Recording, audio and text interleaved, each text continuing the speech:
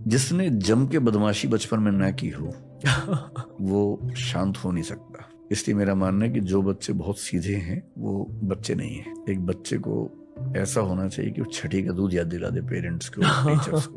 तो मैं वैसा ही था। स्कूल लाइफ में एक बार ऐसा हुआ था कि झगड़ा हो गया था एक लड़के से, तो फिर 15-20 दोस्तों को ले जाके उसको पीटा था बहुत। तो ऑर्गेनाइज गुंडागर्दी आप कह सकते हैं, पहली बार 7वीं-8वीं क्लास में की थी। आदमियों के लिए बहुत मुश्किल तो ये है कि किसी के दुख में हंसे बिना कैसे रहें। इसलिए कहीं किसी की डेथ हो जाए, आप बिहेवियर देखिए आदमी और औरत का। वहाँ महिलाएं जब जाती हैं जी, वहाँ कई महिलाएं बैठी हैं, आराम से बात कर रही हैं। एक और महिला आई, सब मिलकर रोती हैं जी। एकदम ऑर्केस्ट्रा की तरह से चलता है। तो वो जो महिलाएं शांति से बैठ के बात कर रही हैं, एक की और आती सब कैसे रोने लगती है मैं नहीं समझ पाता, क्योंकि उनका अपने इमोशंस पे ऐसा कैसे कंट्रोल है। तो अच्छा, आदमी लोगों को आप वहाँ देखेंगे 1-8 मिनट हाथ रख के बहुत बुरा हुआ, बहुत बुरा लग रहा है। फिर 6-7 आदमी जहाँ बैठेंगे 2-4 मिनट चेहरा नीचे करके सीरियस होंगे, फिर खुसर शुरू कर देंगे। तुम्हारा काम ठीक चल रहा है। आदमियों के साथ एक बहुत बड़ी दिक्कत यह है कि उनकी परवरिश में उनको सिखा देते हैं कि रोना कमजोरी का लक्षण है। विकास दिव्या कीर्ति का हिंदी TRS एपिसोड आ चुका है। चाहे आप यूपीएससी एस्पिरेंट हो, चाहे आप यूपीएससी फेलियर हो, चाहे आप यूपीएससी सक्सेस हो, या चाहे आपको बस स्पिरिचुअल कॉन्वर्सेशंस, गहरे कॉन्वर्सेशंस अच्छे लगते हैं, अगर आप एक लाइफ लॉन्ग लर्नर हो, दोस्तों आ चुका है एक और TRS ऑल स्टार। विकास सर के साथ बहुत सारे एपिसोड रिकॉर्ड करने हैं, पर यह है हमारी पहली एपिक कॉन्वर्सेशन। दोस्तों एंजॉय कीजिए। ये है एक मॉडर्न डे फिलोसोफर। नमस्कार, lots of love to you, lots of love to Vikas Divya Kirti, and lots of love to Bhagwan. नमस्ते।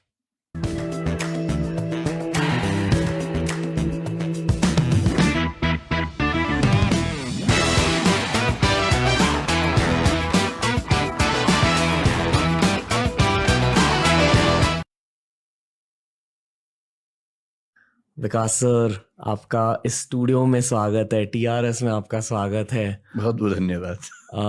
बहुत अच्छा लग रहा है आपके सामने बस बैठकर। मुझे भी तो ये अच्छा लग रहा है। आपको मैंने कई बार देखा यूट्यूब पर और मेरा मन था आपसे बात करने का कभी। So I am happy to be with you. Thank you sir. ये मुझे एक तोहफा मिला था एक टिबेटन मंक से जी ये एक बेल है और इसके साथ एक वज्र दिया जी। इस बेल का मतलब उन्होंने कहा, इस बेल का मतलब है विजडम, ओके, यानी कि नॉलेज, यानी कि Saraswati. I think experience knowledge को हम विजडम कहते हैं। और इस वज्र का मतलब है कंपैशन, यानी कि दूसरों के जज्बातों को जानना। और ये बेल मैं बहुत कम उठाता हूँ इस पॉडकास्ट में, पर आज उठाऊंगा इस पॉडकास्ट के स्टार्ट में। Thank you. When wisdom meets compassion. Thank you. बहुत कम लोगों में ये स्किल होती है, to make wisdom meet compassion. दूसरों के दिलों को भी जानना और दूसरों को चीजें सिखाना भी एक्सपीरियंस के थ्रू। लोग बहुत शांति से बैठकर आपकी बातें सुनते हैं। तो बहुत रॉ सवाल है, पर क्यों, आपके अकॉर्डिंग क्यों? मतलब अगर बात स्टूडेंट्स की हो रही है तो सरप्राइजिंगली उसके पीछे मेरा व्यू ये है कि मैं स्टूडेंट लाइफ में बहुत ख़राब स्टूडेंट रहा हूँ।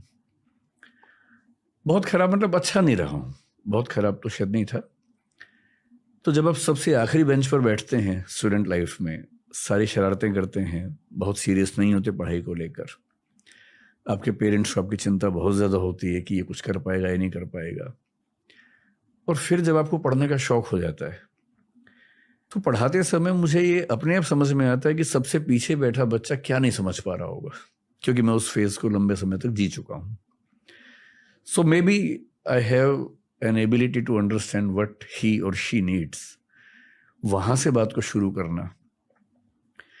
फिर मुझे मेरे पेरेंट्स ने बचपन से डिबेटिंग में उतारा स्कूल के मंच पर। तो 2000 बच्चों के सामने मैं स्कूल टाइम में खूब डिबेट्स बोलता था, पोइट्री बोलता था। वो जो एक्सपीरियंस मिलता गया, फिर मैंने यूनिवर्सिटी लाइफ में बहुत डिबेटिंग की और मतलब स्टेज एक्टिविटीज़ बहुत ज़्यादा की। मुझे लगता है कि उन एक्टिविटीज़ ने मुझे बोलने का तरीका सिखाया। हंसी मजाक करना मेरी बचपन से आदत रही है, फितरत रही है। तो बोलने का कॉन्फिडेंस, हंसी मजाक करने की क्षमता, सबसे कमज़ोर बच्चे के मन में क्या दुविधाएं होंगी उनको समझ पाना, और फिर अंत में मेरा स्वधर्म जो है, जिसको गीता में कहते हैं कि आप वही काम सबसे अच्छा करेंगे जो आपका स्वधर्म है। मुझे लगता है कि मेरा स्वधर्म दरअसल पढ़ना पढ़ाना ही है। So when I teach I feel like I am into a spiritual experience. इस साल पेपर सबसे टफ पेपर था हाँ, सुनने में आया। प्रीलिम्स अभी जो हुआ कुछ दिन पहले रिजल्ट्स निकले। हाँ, रिजल्ट्स आ गए। ओके, क्या आपको पता चल जाता कोचिंग के दौरान कि किस किस को सफलता मिलेगी और किस किस को सफलता नहीं मिलेगी? आइडिया लग जाता है। ओके ये ठीक वैसे ही जैसे आपको पॉडकास्ट के दौरान अंदाजा हो जाता होगा कि कौन सा कितना चलेगा, जी। कुछ कुछ वैसे ही है। एक इंट्यूशन का लेवल आ जाता है कोई भी काम करते हुए। लंबे समय तक आप तो कोई काम करते हैं, so you get to understand who has the potential to get through. Idea हो जाता है। Congrats to everyone who succeeded. पर जिन लोगों को सफलता नहीं मिली, पहले उनके दिल को एड्रेस करते हैं हम। आप एड्रेस कीजिए। इस बार का जो प्रीलिम्स का पेपर था 2023 वाला, वो अब तक का सबसे मुश्किल पेपर हम कह सकते हैं। मतलब 20-25 साल से मैं देख रहा हूँ प्रीलिम्स, वो सबसे मुश्किल पेपर था। लेकिन इसमें एक बात ध्यान रखनी है, 2 पेपर्स होते हैं, आपको शायद आइडिया हो। एक जनरल स्टडीज का है जिसके बेस पे मेरिट बनती है, एक सीसेट है जिसके बेस पे सिर्फ क्वालिफाई करना होता है। जनरल स्टडीज का पेपर बहुत मुश्किल था। थोड़ा सा इस बार कंसेप्चुअल की जगह उन्होंने फैक्चुअल एलिमेंट ज़्यादा डाल दिया था। और उसमें चिंता की बात इसलिए नहीं होती कि जनरल स्टडीज़ में देखिए, जैसे 10 लाख लोग फॉर्म भरते हैं, 6 लाख लोग एग्ज़ाम देते हैं, लगभग 5-6 लाख लोग 12 से 15 हज़ार के बीच में प्रीलिम्स क्वालिफाई करते हैं। पेपर कितना भी मुश्किल आ जाए, क्वालिफाई 15 हज़ार ही करेंगे या 14 हज़ार ही करेंगे। तो पेपर मुश्किल आने से अल्टीमेटली क्या होगा, कट ऑफ कम चली जाएगी। Top 14,000 have to qualify the prelims stage. इसलिए वो पेन तो होता है कि बहुत मुश्किल पेपर है, but ultimately 14,000 have to qualify. ये हो सकता है कि एक सेगमेंट से क्वेश्चन ज्यादा आ गए, एक से ज्यादा मुश्किल आ गए, तो जिनका उसमें कमांड थी वो फायदे में आ गए, जिनके उसमें कमांड कम थी वो नुकसान में आ गए। But generally 14,000 have to get selected in the prelims. CSAT क्या है कि वो क्वालिफाइंग है। We have to score 1/3 33% marks in that paper. उससे मैथ्स आता है, रीजनिंग है और कॉम्प्रिहेंशन है। यूपीएससी पिछले 3-4 साल से मैथमेटिक्स का पोर्शन ना केवल बढ़ा रही है, जो कि ठीक है, लेकिन वो एक अनुपात होना चाहिए ना। पहले क्या था कि 80 क्वेश्चंस में से लगभग 1/3 होते थे comprehension, reasoning, maths. So even if a student is not very good in maths, he और she can manage with the help of reasoning and comprehension, because 27 questions are to be corrected. तो UPSC ने maths का थोड़ा सा proportion बढ़ाया, बढ़ते बढ़ते वो करीब 40 क्वेश्चन तक आ गया 80 में से। वो भी लोग मैनेज करते हैं किसी तरह से, क्योंकि बाकी 40 क्वेश्चन तो हैं ही, और मैथ्स के भी कुछ क्वेश्चन कर लेते हैं बच्चे। इस बार जो मैथ्स के क्वेश्चन आए हैं, आईआईटी के बहुत सारे बच्चों ने ये कहा मुझसे, जो सिलेक्ट हो चुके हैं, उन्होंने ये कहा कि पेपर देख के हमारे होश उड़ गए। बहुत सारे बच्चे जो आईआईटी से बीटेक हैं, उनका सीसेट नहीं हुआ है। सच लेवल ऑफ मैथ्स क्वेश्चंस, कुछ क्वेश्चन जो कैट के एग्जाम में आते हैं, एग्जैक्टली वो सवाल पूछे गए हैं। एक पिटीशन कुछ बच्चों ने लगाई कैट में, सेंट्रल एडमिनिस्ट्रेटिव ट्राइब्यूनल में, पर रिजल्ट आ गया है। तो उससे ये जो डिफरेंस आया इस बार, बहुत सारे ऐसे बच्चे जो सिलेक्ट हो चुके हैं ईएस में, मतलब आईपीएस में हो गए, आईआरएस में हो गए, and they were trying to improve their rank. बड़ा सरप्राइजिंग है। मैं करीब ऐसे 50 लोगों को जानता हूँ जिन्होंने फिर से एग्जाम दिया आईआरएस आईपीएस बनने के बाद। उनमें से कम 30-35 का प्रीलिम्स नहीं हुआ इस बार। लेकिन अल्टीमेटली प्रीलिम्स तो हुआ ही है 14,000 लोगों का। तो ऐसे लोग जिनका मैथ्स अच्छा था, बाकी बहुत आइडिया शायद नहीं था एग्जाम का, उनका हो गया। तो मेंस में कंपटीशन थोड़ा सा कम हो गया इस बार। होना क्या चाहिए यूपीएससी को, मुझे नहीं पता क्या अप्रोच है उनके, क्या समझ है। प्रीलिम्स का एग्जाम स्क्रीनिंग टेस्ट है। आप इतना मुश्किल कर देंगे कि बहुत सारे योग्य लोग वहीं खत्म हो जाएंगे। इतना मुश्किल, और मुश्किल भी उन चीजों में जिनका यूपीएससी में करियर से बहुत लिंक है नहीं। एक बेसिक लेवल की data interpretation, data sufficiency, basic maths, percentage, average, proportion समझ में आता है, आना चाहिए। स्टैटिस्टिकल टूल्स आने चाहिए, समझ में आता है। पर अब आप नंबर सिस्टम के नाम पर कैलकुलस के लेवल के सवाल पूछेंगे जिनका कोई मतलब नहीं है उसके करियर से, और है भी तो इतना कि ट्रेनिंग में आराम से कोई सीख लेगा। तो मेरे ख्याल से वो पेपर बनाने वालों की पॉलिसी में या तो कोई अंडरस्टैंडिंग में मिस्टेक है, या इस बार एक एक्सीडेंट हुआ है, अगली बार शायद ठीक हो जाएगा। किसी का ब्रेकअप हो चुका है, उस कोई पीड़ा से गुजर रहा है और स्टूडेंट्स पर वो पीड़ा पास ऑन कर रहा है मुश्किल पेपर के थ्रू। हाँ, हो सकता है, ये हो सकता है। मैं अक्सर कहता हूँ कि असल में बहुत कम लोग हैं जो डिटैच होकर काम कर पाते हैं जी। जैसे अगर मैं जिंदगी में, जैसे आपका एग्जांपल ले, आपका ब्रेकअप हुआ कुछ दिन पहले जैसा आपने बताया, अब आपके मन में दो बातें हो सकती हैं। आपको जितना मैं समझ रहा हूँ आपके मन में दूसरी बात ही होगी, लेकिन मैं एक समझाने के लिए कह रहा हूँ। कुछ लोग इस माइंडसेट में आ जाते हैं कि मेरा हुआ है तो फिर कोई भी प्रेम ना कर पाए दुनिया में, कोई भी करेगा तो मुझे जलन होगी, चुभन होगी। ये वो स्थिति है जब मैं चाहता हूं कि मेरा दुख हर आदमी का दुख बन जाए जी। और सुख के मामले में उल्टा चाहते हैं कि सबका सुख मेरा सुख हो जाए और दुख मेरा सबका हो जाए। इंसान के बड़े होने का मतलब है कि जब दुख हो तो वो अकेला झेले, सुख हो तो बांटे। तो मेरा ब्रेकअप हुआ लेकिन किसी और का ना हो जी, और मैं तो वजह ना ही बनूं, एक ये अप्रोच है। यूपीएससी का कोई भी एग्जाम हो, मैंने कई एग्जामिनर्स को, क्योंकि मैं टीचिंग की दुनिया में हूँ, डीयू में भी पढ़ाया मैंने कुछ समय तक, तो एकेडमिक्स के लोगों को जानता हूँ। कम लोग हैं जो अपनी कुंठाओं से बाहर निकल पाते हैं। बहुत लोग इस कुंठा में, फ्रस्ट्रेशन में जिंदगी भर रहते हैं कि मैं जो नहीं कर पाया था कोई और कैसे कर लेगा। और ये सैडिज्म होता है जी, सबकी जिंदगी में दुख पैदा करना और उसको एंजॉय करना। जी। मेरे ख्याल से सबसे गहरी ट्रेनिंग एकेडमिक्स में, एजुकेशन में ये चाहिए कि एक कायदे का इंसान कैसे बना जाए और बिना सैडिस्ट हुए दूसरों की खुशी में थोड़ी अपनी खुशी तलाशने की आदत हमें पड़ जाए तो बेहतर है। एम्पैथी की ट्रेनिंग, एम्पैथी जो शायद हमारे गुरुकुल्स में होता था। मैं बहुत श्योर नहीं हूँ, मुझे आइडिया है नहीं कि उसका क्या करिकुलम था, लेकिन एम्पैथी की ट्रेनिंग घरों में भी होती है। अगर पेरेंट्स की अंडरस्टैंडिंग ठीक होगी, पेरेंटिंग कैसी होनी चाहिए, तो एम्पैथी घर में भी सिखाते हैं।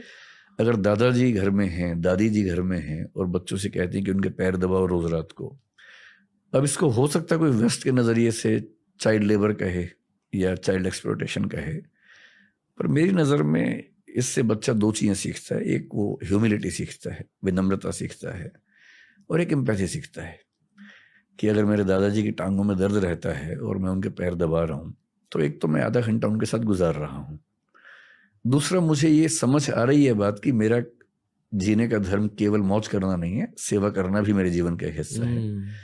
और मैं उनके दर्द को नहीं बांटूंगा तो कौन बांटेगा। तो और एक विनम्रता, अगर जैसे मैं टीचर हूं, कई बच्चे मेरे पैर छूते, मैं अच्छा नहीं फील करता हूं, मैं उनको मना करता हूं। पर इररेस्पेक्टिव ऑफ दिस, मैं ये बिलीव करता हूं कि पैर छूना अपने आप में एक बड़ा जरूरी कदम है, स्पेशली बच्चों के लिए। उनको झुकने की आदत रहनी चाहिए।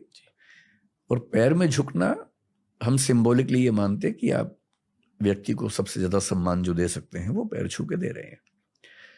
और पेरेंट्स को कम से कम इतना सम्मान मिल जाना कि मेरा बच्चा मुझे अप्रिशिएट करता है, कम से कम थैंकफुल है, ग्रेटिट्यूड है, ये इमोशनल बॉन्डिंग तो है, एम्पैथी तो है। और इमोशनल इंटेलिजेंस का कंसेप्ट वेस्ट में 20-25 साल पहले आया, लेकिन ये तो अतीत में कब से चल रहा है। जब बुद्ध कह रहे थे कि करुणा ही है जो संसार को जोड़ती है, जब भवभूति उत्तर रामचरितमानस में एको रस करुण एवह कह रहे हैं कि दुनिया में एक ही रस है, वो करुण रस है, तो ऐसा थोड़ा ना कि एम्पैथी की ट्रेनिंग पश्चिम से में सीखनी पड़ेगी। एम्पैथी तो अतीत में कितनी बार, वाल्मीकि हमारे संसार का पहला कवि, पहली बार कवि क्यों बना? ट्रोंच पक्षी का जोड़ा खेल रहा था, एक शिकारी ने एक पक्षी को मार दिया, अब प्रेम में रत पक्षियों में से एक नीचे गिरा। वो जो मोमेंट है, उस मोमेंट में दुनिया का पहला कवि बना है। वेदना कितनी हुई होगी, पीड़ा कितनी हुई होगी। और उन्होंने तो लिखा, मां निषाद प्रतिष्ठान तो मगवी शाश्वती समा, एक संस्कृत की पंक्ति आती है जहां से रामायण की शुरुआत होती है। इसी पर छायावाद के कवि ने, छायावाद 1918 to 1936, उसमें एक कवि ने लिखा, वियोगी होगा पहला कवि, आह से उपजा होगा गान, निकलकर आंखों से चुपचाप बही होगी कविता अनजान।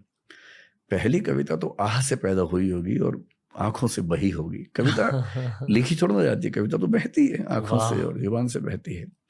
कालिदास ने मेघदूत लिखा, मेघदूत में यक्ष है, यक्षिणी है, उनके प्रेम की कहानी है, विरह की कहानी है। और एक कवि है नागार्जुन, उन्होंने कालिदास पे लिखा और कहा कि एक पंक्ति आती है, अमल धवल गिरी के शिखरों पर प्रियवर तुम कब तक सोए थे, कालिदास सच सच बतलाना, रोया यक्ष के तुम रोए थे। यक्ष नहीं रोया था, यक्ष की आंखों से जो बह रहा है, कालिदास तुम्हारे आंसू हैं। और नागार्जुन कवि कह रहे हैं कि मैं पहचान रहा हूं कि आंसू तुम्हारे हैं। और कवि होने में और लेखक होने में ऐसा होता है। और ये बात ठीक है, एम्पैथी ना हो, अल्टीमेटली इंसान होने का सबसे गहरा मजा तो इमोशंस में ही है। और यदि आप इमोशनली कनेक्ट नहीं कर पाते हैं दूसरों के साथ, और कनेक्ट करने का मतलब है उनके दुख में उनके साथ खड़े होना। आई होप कि वो पेपर सेटर्स ये पॉडकास्ट सुन रहे हैं ताकि अगले साल आसान पेपर निकल मतलब के। आसान पेपर से भी सिलेक्शन उतने ही होंगे, इससे कुछ फर्क नहीं पड़ेगा। फिर भी अंतर सिर्फ है कि सीसेट के पेपर में, क्योंकि वो क्वालिफाइंग है और आप बहुत अच्छे बच्चों को बहुत मामूली वजह से डिस्क्वालीफाई कर देते हैं, ये थोड़ा चुभने वाली बात है। ओके, पर फेलियर्स को थोड़ा एड्रेस करते हैं सर। बहुत सारे लोग, मैं उन्हें इतना ही कहूंगा कि जो इस बार पेपर था सीसेट का, अगर आपका मैथ्स बहुत खराब है तो बस अगली बार से इतना ध्यान रखें कि सबसे पहले कॉम्प्रिहेंशन के ही सवाल करें, नंबर 2 पर रीजनिंग के सवाल करें, प्रैक्टिस करें कि पहले इनके सवाल कैसे करने हैं। और किसी भी हालत में 35 क्वेश्चंस आ ही जाते हैं जी, out of 80। So if you can do 31 questions out of 35 right, you are through. और ये इतना मुश्किल नहीं है, यहाँ तक कि 35 क्वेश्चन में 30 भी ठीक कर देंगे और बाकी 45 क्वेश्चन छोड़ भी देंगे, तब भी क्वालिफाई कर लेंगे। और जो लोग इसे अपना लास्ट अटेम्प्ट मानते हैं, उन्हें आप क्या कहना चाहोगे? मैं ये कहूँगा कि या तो मैथ्स सीख लें, अगर मैथ्स में दिक्कत बहुत ज़्यादा है तो रीजनिंग कॉम्प्रिहेंशन में खूब प्रैक्टिस करें। इतनी प्रैक्टिस करें कि वो, क्योंकि क्या होता है कि 80 क्वेश्चंस 120 मिनट में करने हैं तो यू हैव 1.5 मिनट्स पर question. But if you decide that you will attempt only 40 questions, then you have 3 minutes पर क्वेश्चन। तो हर क्वेश्चन में 3 मिनट लगाने का चांस मिल जाता है। और वो 2 ही सेगमेंट्स करें, 40 ही क्वेश्चन करें, जब क्वालिफाई ही करना है 27 क्वेश्चन ही कर रहे हैं। होता क्या कि मैथ्स के क्वेश्चन जिन्होंने उठाए इस बार पहली बार, मुझे एक IIT के बच्चे ने बताया कि 8 मिनट पर क्वेश्चन की एवरेज इस बार आ रही है जो सॉल्व कर रहे हैं। इतना मुश्किल पेपर है। अब क्वेश्चन पेपर की डिमांड है 1.5 मिनट में क्वेश्चन करना है, आपके क्वेश्चन का लेवल 8 मिनट वाला है, तो जो मैथ्स में उलझा जनरली फंस गया। So I will suggest through your podcast कि कॉम्प्रिहेंशन और रीजनिंग के क्वेश्चंस को चुन चुन के पहले सॉल्व करें जल्दी से जी। 1.5 घंटे के अंदर 40 क्वेश्चन कर लें। उसके बाद मैथ्स के वो क्वेश्चंस करें जो उनको आते हैं। And if you can attempt 40-45 questions, it's fine. Okay, अगर आप पेपर सेटर होते हैं या नॉट इवन पेपर सेटर, अगर आप पूरे UPSC को हेड कर पाते जी, आप पूरे सिस्टम में क्या चेंजेस लाते सर? पूरे सिस्टम में, I am sure this is something you thought about at some point. I think almost every day about this. क्योंकि देखिए, पहली बात, UPSC सच में एक बहुत ही शानदार इंस्टीट्यूशन है, इस पे कोई मतलब किंतु परंतु का मामला नहीं। आप ये जानते हो कि आप देश के एक बहुत बड़े इन्फ्लुएंसर हो इस डोमेन के ना? I know. तो जो आप बोलोगे, मैं बहुत सोच समझ के बोल रहा हूँ जी। और मुझे ये भी ध्यान है कि 2014 के मूवमेंट में मैंने UPSC के खिलाफ खूब जम के बोला था, कई TV चैनल से बोला था, कहा था कि UPSC is not a divine institution. मैं अपनी बात पे कायम हूँ, डिवाइन नहीं है। और ये बात सही है कि UPSC is one of the best institutions of the country. क्योंकि क्या होता है, जब आप सिस्टम चलाते हैं तो दिक्कतें अलग होती हैं। सिस्टम को क्रिटिसाइज करना बहुत आसान होता है। Since I am running an institution of my own, हम लोग 1500 लोग काम करते हैं दृष्टि में, हम लोग मिलकर चलाते हैं इंस्टीट्यूशन। क्या होता है कि आलोचना करना इतना आसान काम है, आप कोई भी एक लूप होल ढूंढेंगे, आलोचना कर सकते हैं। और सिस्टम को चलाना इस तरह से कि उसमें एक भी लूप होल ना हो, बहुत मुश्किल काम होता है। So when I empathise with the members of UPSC as well, तब मैं ये बात कहना चाह रहा हूँ, जनरली वो कोशिश करते हैं चीजें ठीक रहें, एक्सेप्ट कभी कभी उनके कुछ मेंबर्स की राय ऐसी होती है जिससे हम एग्री नहीं कर सकते। जैसे 2008 से 14 के बीच में UPSC में बहुत चेंजेस हुए, ड्रास्टिक चेंजेस हुए, जो मैं आज तक मानता हूं कि वो ठीक नहीं है। उनमें कई चेंजेस सीधे इंडियन लैंग्वेज के खिलाफ थे, नहीं होना चाहिए। एक लेवल प्लेइंग फील्ड होनी चाहिए, कोई भी भाषा हो, अंग्रेजी है, हिंदी है, मराठी है, तमिल है, किसी को नुकसान क्यों होना चाहिए। शहर का बच्चा, गांव का बच्चा, किसी को नुकसान क्यों होना चाहिए? पर जब आप कुछ ऐसी चीजें इंड्यूस करते हैं जो सीधे सीधे किसी को नुकसान पहुंचाती हैं, तो सवाल उठता है कि ये गलत अप्रोच है आपकी। तो UPSC in general is a good institution, this is the starting point. उनको प्रीलिम्स में मैथमेटिक्स का जो मानिया उनके दिमाग में बैठा हुआ है और जो फोबिया बच्चों के दिमाग में, उससे थोड़ा सा बचना चाहिए, है ना। इतना मैथ जितना यूपीएससी के पास चाहिए, कि आईएएस को कितना मैथ चाहिए भाई जी। क्यों उसको बहुत गहरे प्रश्न मैथ्स के आने चाहिए? उसको इतना आना चाहिए कि वो टेबल्स, ग्राफ बना सकता हो, समझ सकता हो, कैलकुलेशंस कर सकता हो, कोई रिपोर्ट आई है कैलकुलेशन से चेक कर सकता हो, उसकी कैलकुलेशंस फास्ट भी हों, यहाँ तक समझ में आता है। डेटा इंटरप्रिटेशन कर सकता हो, डेटा सफिशिएंसी देख सकता हो, डेटा मैनिपुलेशन तो नहीं लेकिन डेटा एनालिसिस कर सकता हो, ये सब पूछ लीजिए। लेकिन जानबूझ के इतना मुश्किल बनाना कि वो केवल वही लोग कर सके जिनका मैथ्स बहुत गहरा है, इसकी जरूरत नहीं है। रीजनिंग में जरूरी है भाई, अब वो पूछ ही रहे हैं। और सरप्राइजिंगली सीसेट में 2 सेगमेंट्स हैं, एक है इंटरपर्सनल स्किल्स और एक है डिसीजन मेकिंग। उस पर एक भी सवाल नहीं पूछ रहे 4-5 साल से। जबकि when you become an IAS or IPS officer, basically what you have to do is you have to take decisions, you have to communicate with the public. उस पर आप सवाल नहीं पूछ रहे, एक भी नहीं पूछ रहे सवाल। जबकि पहले 10 सवाल आते थे, 10 से 9 हुए, 8 हुए, उसके बाद 4-5 साल से 0 है। तो मुझे लगता है कि फोकस को लेके थोड़ा देखना है। मेंस उनका जनरली इस समय ठीक है, बस उसमें थोड़ी सी ऑब्जेक्टिविटी ऑफ इवैल्यूएशन में, मॉडरेशन, स्केलिंग सारे सब्जेक्ट्स के बीच में, मीडियम्स के बीच में, मुझे लगता है कि स्केलिंग के मामले में थोड़ा सा वो कमजोर हैं। मीडियम्स के बीच में वो हो सके तो अच्छी बात है, किसी को फायदा ना पहुंचे लेकिन किसी को नुकसान ना पहुंचे, बेसिक बात सिर्फ है। Interview is so subjective. Interview के लेवल पर तो मुझे नहीं पता वो ऐसा क्यों नहीं कर पा रहे, या तो रिसोर्सेस की दिक्कत है या पॉलिसी पैरालिसिस है। आप सोच के देखिए, इस बार जो बच्चे सिलेक्ट हुए हैं, मैं तो करीब 70-80-100 बच्चों को जानता हूं जो सिलेक्ट हुए हैं। कुछ पैनल्स हैं, 2 इंटरव्यू पैनल्स ऐसे थे, मैं नाम नहीं बोलूंगा उनका भी, उनमें जो गया उसकी जिंदगी खत्म हो गई, क्योंकि वो वही सैडिज्म है, पता नहीं क्या है, अपनी कोई कुंठाएं हैं, बच्चों को नंबर देते ही नहीं है जी। आप सोचिए कि 6-7 पैनल्स यूपीएससी में है इंटरव्यू के, उनमें से एक पैनल ऐसा है जिसमें एक बच्चे को एवरेज मार्क्स 170 का सब मिल रहे हैं, और एक अच्छा बच्चा वहां जाएगा तो मान लीजिए कि 190 ले लेगा, वही बच्चा गलती से दूसरे रूम में चला जाएगा तो 150 लेके आएगा। और 40 नंबर का डिफरेंस यूपीएससी का मतलब होता है कम से कम 400 रैंक का डिफरेंस। एक नंबर पे 10-10 रैंक होते हैं यूपीएससी में, इतना सब्जेक्टिव है। फिर मैं वो कहूंगा, वो कोशिश करते हैं, वो मीटिंग्स करते हैं, अच्छा एवरेज सब पैनल्स की ऑलमोस्ट सेम आ जाती है, बस डिफरेंस का है डेविएशन में।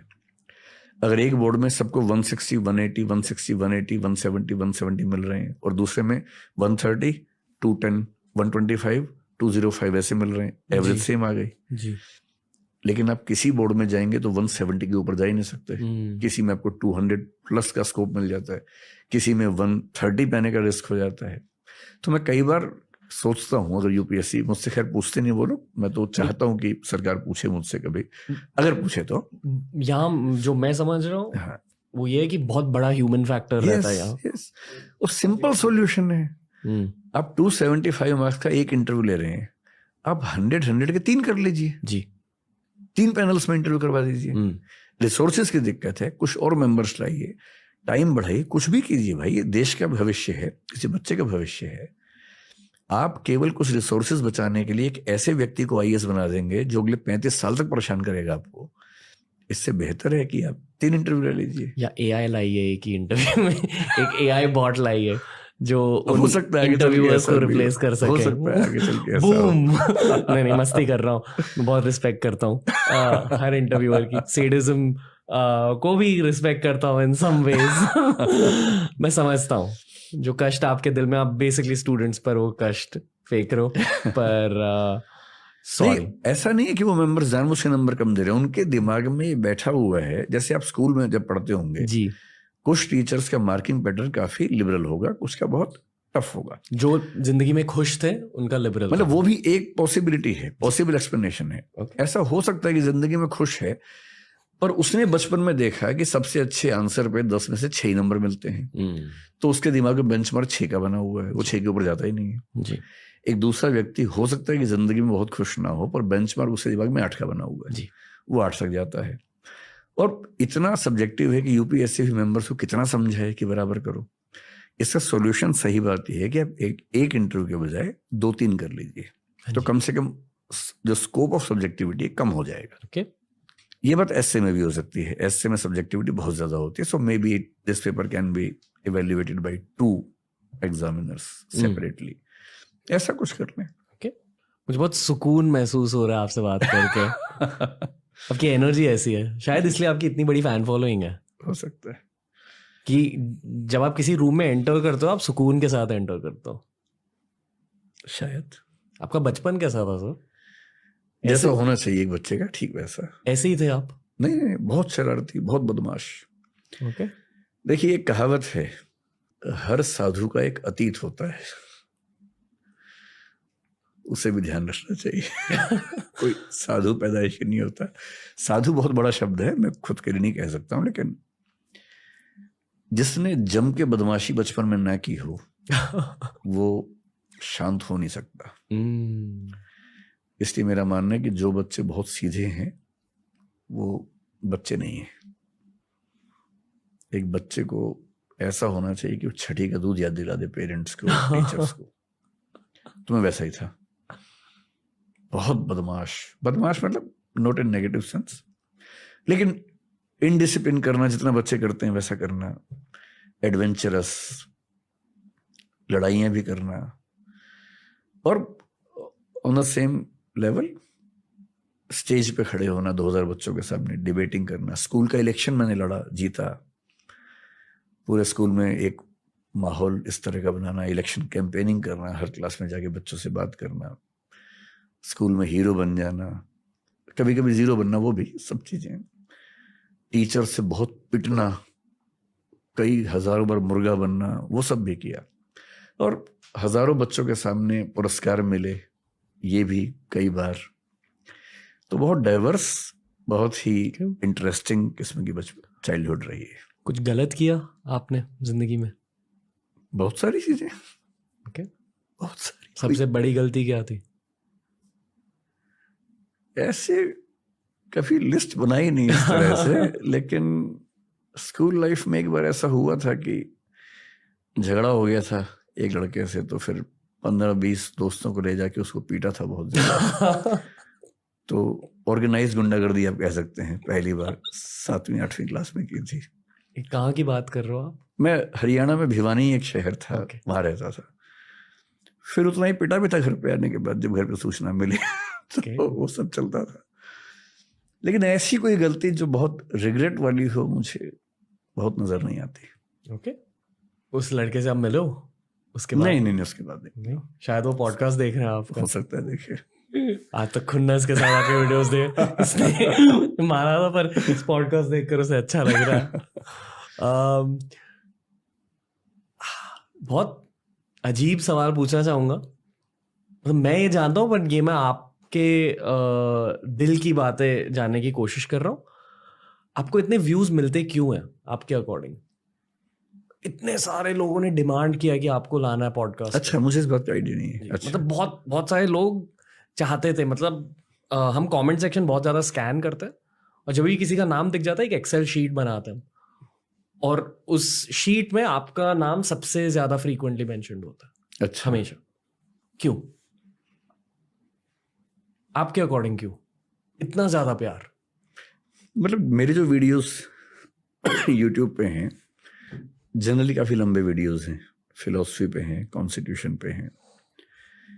तो एक तो ऐसा ग्रुप है जिसको स्कूल कॉलेज में इन विषयों पर पढ़ने का मौका नहीं मिला, और उसको पढ़ के बड़ा अच्छा लगता है। ऐसे मुझे कई लोग मिलते हैं, मैसेज करते हैं। दूसरा, मेरी क्लासेस बहुत सारी हैं जो यूट्यूब पे हैं, उनमें हंसी मजाक बहुत ज़्यादा होता है। तो हंसते हंसते कोई इंपॉर्टेंट बात बीच में आ गई, उसकी रील्स बन गई। ऐसे हजारों चैनल्स हैं जो रील्स बनाते हैं, मैं नहीं जानता हूँ कौन है। तो उससे क्या होता है कि वो रील जब बच्चे बार बार देखते हैं, फिर एआई काम करता है इन सब ऐप्स में, आप एक बार देखेंगे तो बार बार आपके सामने आता रहेगा। तो मेरे ख्याल से यही वजह होगी कि सुकून मिलता होगा शायद कुछ लोगों को। मुझे सच में नहीं पता कि मैं इस सवाल का क्या जवाब दूं। क्यों इतनी पॉपुलैरिटी मुझे नहीं पता, सच में नहीं पता। आई फील कि किसी भी अच्छे पब्लिक स्पीकर में बहुत एम्पैथी होती है। आप में भी बहुत ज्यादा एम्पैथी है, इतने सारे स्टूडेंट्स को पढ़ाकर, उनके दिलों के बारे में सीख कर। पर मेरा दिल ये कहता है कि आपका दिल एट सम पॉइंट आपकी लाइफ में टूटा है। नहीं, बिल्कुल नहीं, रोमांटिकली नहीं कह रहा हूँ। वैसे तो टूटते ही हैं दिल, सबके टूटते हैं। हाँ, मतलब लाइफ ने आपका दिल तोड़ा है, रोमांटिकली नहीं। हाँ, वैसे तो मतलब 2-3 ऐसे इंसिडेंट्स हैं ही, बड़े इंसिडेंट्स हैं। क्या था सबसे बड़ा कैरेक्टर डेवलपमेंट का इंसिडेंट? हाँ, ये अगर कहना हो तो जब मैं 17 साल का था, डीयू में आ गया था। मैं 16.5 की उम्र में डीयू में आ गया था। तो मैं 16.5 की उम्र में डीयू में आ गया था। 17 का हुआ जब बीए फर्स्ट ईयर में था। तो हमारे घर में एक ट्रेजेडी हुई बहुत बड़ी, नॉट समवंस डेथ, लेकिन वैसी ट्रेजेडी हुई। सिंपल लैंग्वेज में कहें तो महल से सड़क पे आ जाने की स्थिति बन गई। So in the age of 17 when I was enjoying my life, सब कुछ था मेरे पास जो दिल्ली में एक बच्चे को चाहिए रहने के लिए। बस एक बाइक लेने वाला था मैं, उस समय ले नहीं पाया था, लेकिन दोस्तों के पास बाइक थी।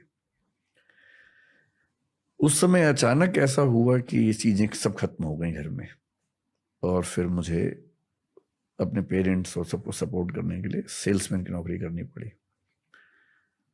तो मैंने ग्रेजुएशन का अपना पूरा बाकी टाइम सेल्समैन की जॉब करते हुए निकाला। कैलकुलेटर्स बेचता था मैं, फिर प्रिंटिंग कार्ड्स बेचता था। मतलब प्रिंटिंग की एक सेटअप था, उसमें ऑर्डर्स लाना, प्रिंटिंग करवाना, सप्लाई करना, वो सब करता था।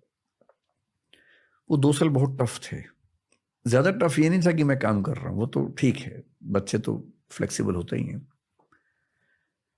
अपने पेरेंट्स को बहुत अच्छी कंडीशन से अचानक बहुत खराब कंडीशन में आते हुए देखना, यहाँ सर्वाइवल भी एक क्राइसिस हो, रिस्क बहुत सारा, डेंजर बहुत सारा हो, वो बड़ा टफ था। लेकिन मैं अपने पेरेंट्स को हमेशा कहता रहा, अब तो मेरी माँ नहीं है, 4-5 साल पहले उनकी मृत्यु हो गई। उनको हमेशा गिल्ट रहा कि हम जब बच्चों का करियर बनने का टाइम था, हम 3 भाई हैं, मैं उस समय 17 का था, दूसरे भैया 18+ के थे, बड़े भैया 20 के थे। तो जिस स्टेज में करियर बनता है सब बच्चों का, ठीक उस समय क्राइसिस आया। तो मैंने अपने पेरेंट्स को कई बार ये बात समझाई बाद में कि सुविधाएं तो हर पेरेंट देता है, आप भी दे ही रहे थे, और उस क्राइसिस ने हमें जितना सिखाया उतना किताबें और स्कूल और कॉलेज कभी सिखा नहीं सकते थे। So that was the turning point, first turning point in my life, big turning point, जिसमें मुझे ये समझ में आ गया कि कुछ भी हाथ से निकल जाए, डरने की जरूरत नहीं है। अब मुझे डर नहीं लगता है। हम लोग 1500 लोगों की टीम है and we are doing good, पर अब डर नहीं लगता है मुझे उन सब बातों से। सेकेंड टर्निंग पॉइंट मैं कह सकता हूँ जिंदगी में तब आया जब मेरी माँ की मृत्यु 5 साल पहले हुई। वो इमोशनल सेटबैक बहुत बड़ा था मेरे लिए, जो मेरी सेल्फ इवेल्युएशन को उसने ध्वस्त कर दिया। मतलब मैं फील करता था कि मैं बहुत मजबूत इंसान हूँ और मुझे बहुत फर्क नहीं पड़ता इन चीज़ों से, लेकिन मुझे फर्क पड़ा, बहुत ज़्यादा पड़ा। मुझे कंफर्टेबल होने में 6 महीने से 12 महीने का समय लगा। 1 आध महीना तो ये था कि मैं उस मुद्दे पर बात ही नहीं कर पा रहा था, बोल ही नहीं पा रहा था एक सेंटेंस भी, जबकि मैं ऐसा खुद को नहीं मानता था। बाकी काम की दुनिया में छोटे मोटे सेटबैक होते हैं। 3-4 साल पहले ऐसा हुआ कि हमारे टीचर्स के एक ग्रुप ने मुझे छोड़ के सबने एक साथ छोड़ दिया अचानक, और ऐसा लगा कि बहुत बड़ा क्राइसिस है, लेकिन मैनेज हो गया आराम से। We got even better teachers and हमने ये भी समझा कि कोई सिस्टम का रन करना किसी इंडिविजुअल पे ना डिपेंडेंट होता है, ना होना चाहिए। So we started developing systemic approach rather than person oriented. Yes. तो अब हम systemic approach पे काम करते हैं। 1500 लोग हैं, I am one of them, and we believe in making the system robust and strong. तो अब इंडिविजुअल सेंट्रिक सिस्टम, जैसे ब्यूरोक्रेसी में होता है, इंडिविजुअल सेंट्रिक नहीं होता है, ठीक वैसे हमारे सिस्टम वैसा है। So now we are even stronger than before. इस पॉडकास्ट में पहले प्यार की बातें करी हमने, फिर एक और इमोशनल सब्जेक्ट आ गया। आप बस्सी को जानते हो, एक स्टैंड अप कॉमेडी? अनुभव सिंह बस्सी जी मैंने जी जी। देखा है एक दो बार। ओके। उसका एक मैंने देखा था एपिसोड था, वो कॉलेज हॉस्टल में शायद कूलर बच्चों ने गिरा दिया, ऐसा कुछ था। जी। बड़ा इंटरेस्टिंग था। बस्सी भाई आए थे पॉडकास्ट पर, अच्छा। मैंने सोचा कि मजाक करेंगे उनके साथ, जोक्स रैक हाँ। करेंगे, वो पूरा पॉडकास्ट सीरियस हो गया मेंस इमोशनल हेल्थ के बारे में। इतना दर्द निकला है उस पॉडकास्ट में दोनों तरफ से। आई फील कि अक्सर लड़के एक दूसरे से इमोशनल बातें नहीं करते, हाँ, और ये एक्चुअली एक प्रॉब्लम है। प्रॉब्लम है। इस पर अगर आपको इंटरेस्ट हो तो एक सिगमंड फ्रॉइड के स्टूडेंट थी नैन्सी कोडोरो, उनको पढ़िए। उनका थीसिस है, उसका नाम है the male inexpressiveness. Males do not have the capacity of expressing their emotions. वो छुपाते हैं ऐसा नहीं है, उनकी वो कैपेसिटी बचपन में खत्म हो जाती है। और उसका पूरा उन्होंने कहानी बताई। कहानी ये बताई कि जब बच्चा 6-7 साल का होता है, आप देखेंगे जब बच्चा पैदा होता है, बेटा हो या बेटी हो, माँ के साथ चिपक के सोता है जी। तो उसको माँ के साथ बड़ा सुकून मिलता है। उसको लगता है कि यही मेरा संसार है, क्योंकि माँ उसकी सभी ज़रूरतें पूरी करती है, तो उसको कंफर्ट लगता है वहाँ। फादर के साथ अच्छा लगता है, पर फादर के साथ लंबे समय का कंफर्ट नहीं है, वो कुछ मिनट का है, कुछ समय मतलब एंजॉय करने का है, लेकिन लॉन्ग टर्म इन्वॉल्वमेंट में हमेशा माँ पसंद आती है। अब 6-7 साल या 8 की उम्र के बाद क्या होता है कि बेटे को हम माँ से अलग करने लगते हैं कि अलग कमरे में सो, दूर सो। और वो हर कल्चर की जरूरत है ताकि बेटे के मन में कुछ ऐसी फीलिंग्स ना आने लगे, क्योंकि वो बड़ा होने वाला है। बेटी को वो दिक्कत नहीं आती है, तो माँ और बेटी जिंदगी भर एक साथ सो भी सकती हैं, हर तरह की बात कर लेती है, क्योंकि माँ के जीवन के अनुभव और बेटी को जो अनुभव होंगे किशोरावस्था के बाद वैसे ही सेम होने वाले हैं। तो बच्ची माँ से ही बात करेगी। बेटा भी किशोर होगा, पर बेटा माँ से बात नहीं कर पाएगा, और बेटे और बाप में तो और कम बात होती है। तो जो बेटा नाम का जो प्राणी है ना घर के अंदर, वो इमोशनली बहुत अकेला है। वो जब बड़ा होता है तो वो अपनी बातें, specially the changes in body जो उसको फील होते हैं, बाप से तो वो कोई बात नहीं कर पाता, तो ये तो क्या ही करेगा। माँ भी इन मामलों में थोड़ा सा पर्दा रखती है बेटे के साथ, बेटी के साथ नहीं रखती है। बहन से कैसे बात करे इस तरह की। भाई अगर है बराबर उम्र का तो शायद कर ले, पर बहुत कम घरों में भाइयों में दोस्ती वाला संबंध होता है। आमतौर पे वहां वो सम्मान और रिस्पेक्ट वो हावी हो जाता है। इसलिए 13-14 साल के लड़के के पास कोई चारा नहीं है सिवाय इसके कि वो अपने दोस्तों से बात करे। दोस्त भी उतने ही अकेले हैं अपने अपने घर में, सही किसी को नहीं पता है, तो कहीं कहीं से वो ज्ञान चुराते हैं, आपस में शेयर करते हैं, गैंग बनाते हैं अपना। और क्योंकि घर के अंदर से वो इमोशनल स्टेबिलिटी उनको नहीं मिलती है, सपोर्ट नहीं मिलती है इन मामलों में, तो लड़के, मतलब नैन्सी कोडोरो जो बता रही है, मैं उनकी बात बता रहा हूँ जी। तो लड़का एक विद्रोह के भाव में रहता है कि मुझे मेरी माँ ने मुझसे अलग कर दिया और मैं अपनी बहन की तरह माँ के साथ नहीं रह पाता हूँ। तो घर की दुनिया से डिटैच होके बाहर की दुनिया में सुकून ढूंढता है। इसलिए आप देखेंगे जनरली लड़कों के लिए पैसा, रुतबा, पावर, बड़ा घर, बड़ी गाड़ी, इसकी जितनी वैल्यू है जनरली लड़कियों के लिए नहीं होती है, क्योंकि वो घर के माहौल में अपनी माँ के साथ, पापा के साथ जितना सुकून उनको मिलता है, तो इनके लिए सफलता के मायने जनरली अलग रहते हैं। वो सफलता प्यार मोहब्बत में ज़्यादा देख पाती हैं। इसलिए आप फिल्मों में देखेंगे जब लड़के लड़की मिलते हैं तो लड़की क्या बोलती है, एक छोटा सा घर हो, तुम रहो मैं रहूं। लड़का ऐसी बात आमतौर पर नहीं बोलता है। उसका सपना छोटा घर नहीं है, उसका सपना केवल तुम रहो मैं रहूं नहीं, उसका सपना है कि एक महल हो, 50 नौकर चाकर हो, 20 गाड़ियां हो, क्योंकि वो खुद को साबित करना चाह रहा है बाहर की दुनिया में। और लड़की, सभी नहीं, जनरली लड़कियों के लिए सुकून का बिंदु है घर, परिवार, दोस्तों का समूह, एक छोटा समूह जहां इमोशंस आपस में शेयर हो जाएं, न कि ऑब्जेक्ट से वो अपने आप को डिफाइन करें। और ये इसकी जड़ है बचपन का वो अनुभव जब बेटे को माँ से अलग किया जाता है। So Nancy Chodorow has beautifully written the book titled the male inexpressiveness. मैं खुद एज अ कंटेंट क्रिएटर इसका सल्यूशन ढूंढने की कोशिश कर रहा हूँ इन पॉडकास्ट के थ्रू कि अगर दो मर्द आपस में इमोशनल बातें करें शायद कुछ इम्पैक्ट हो जाएगा सोसाइटी में। तो करनी चाहिए, आई सही फेल्ट कि बात है। बसी भाई के साथ वो हुआ। हाँ, पर 2-3 दिन पहले मेरे एक फ्रेंड है जो अपने उनका शायद डिवोर्स होने वाला है, तो वो मेरे से बात कर रहे थे और वो बहुत ज़्यादा इमोशनल हो गए और मैं उनके लिए वहाँ रहने की कोशिश कर रहा था और जो मेरे दिमाग में जोक्स आ रहे थे उन्हें भी ब्लॉक कर रहा था क्योंकि अक्सर आपको जोक्स क्रैक करने होते हैं अपने भाइयों के साथ, पर मैं शांति से उसकी बातें सुन रहा था। ये इतना मुश्किल होता है सर। आदमियों के लिए बहुत मुश्किल तो ये है कि किसी के दुख में हंसे बिना कैसे रहें। इसलिए कहीं किसी की डेथ हो जाए, आप बिहेवियर देखिए आदमी और औरत का वहां पर क्या है। महिलाएं जब जाती हैं, जी वहाँ कई महिलाएं बैठी हैं आराम से बात कर रही हैं, एक और महिला आई, सब मिलकर रोती हैं, जी एकदम ऑर्केस्ट्रा की तरह से चलता है। तो वो जो महिलाएं शांति से बैठ के बात कर रही हैं, एक की और आती सब कैसे रोने लगती है मैं नहीं समझ पाता, क्योंकि उनका अपने इमोशंस पे ऐसा कैसे कंट्रोल है। सब रोई 5-7 मिनट, फिर वो 7वीं महिला भी चुप हो गई, फिर बातें होने लगी, फिर 8वीं जब भी आएगी फिर 8 और रोएंगी उसके बाद। तो बहुत पता नहीं कैसे मैनेज होता है। अच्छा, आदमी लोगों को आप वहां देखेंगे जी किसी के दुख में जब जाते हैं, 1-8 मिनट हाथ रख के बहुत बुरा हुआ, बहुत बुरा लग रहा है। जिसको बुरा लग रहा है, जिसको दुख हुआ, बोलेगा हाँ कोई बात नहीं, हो जाता है। फिर वो जाके बैठ जाएंगे, आंसू तो भूल ही जाइए आप। फिर 6-7 आदमी जहाँ बैठेंगे, 2-4 मिनट चेहरा नीचे करके सीरियस होंगे, फिर खुसर खुसर शुरू कर देंगे कि भाई सेंसेक्स उठा के नहीं उठा, हमारा काम ठीक चल रहा है।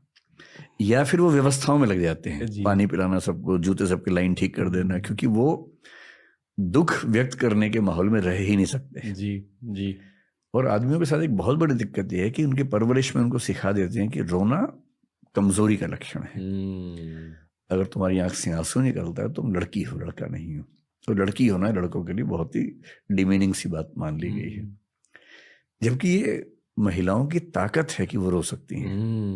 उनकी दवाई भी है, दवाई है, जो हमारे पास स्ट्रेस नहीं है। हुआ रो लिए, बात खत्म हो गई। जी एक तो हमारा वैसे ही परवरिश का जो स्ट्रक्चर है गलत है, ऊपर से ये जो वैल्यू सिस्टम है कि रोए तो लड़की हो। अब लड़कों की दुनिया में कोई दुखी है, रोना चाहे, सब मजाक बना देते हैं उसका, जबकि सबको साथ देना चाहिए। मिलके ना भी रोएं, कम से कम साथ तो दें, गले तो लगा लें। पर रोना एक ऐसी बेहूदी बन गई है लड़कों की दुनिया में, तो फिर इलाज कहाँ से होगा?